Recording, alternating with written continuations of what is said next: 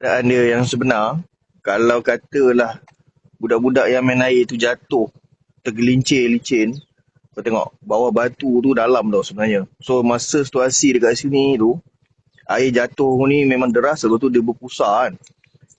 Kau bayangkan lah. Aku jamin dia takkan dapat boleh naik. Sebab air tu jatuh laju, lepas tu dia berpusar, lepas tu kau tengok keadaan dalam ni. Dalam ni berapa kaki ni kalau kita berdiri. Ni sekarang yang air bertakung ni pun kita tak tahu berapa kedalaman dia.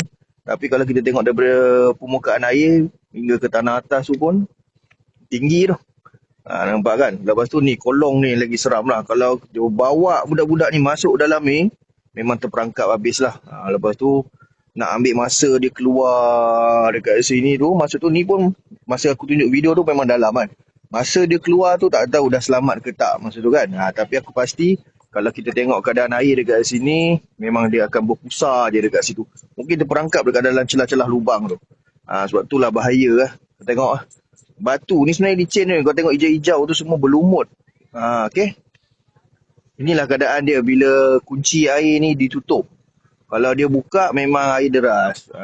So kita harap itulah kali pertama dan kali terakhir kita dapat tengok keadaan macam tu. Lepas ni budak-budak ni tak adalah main lagi. Okay.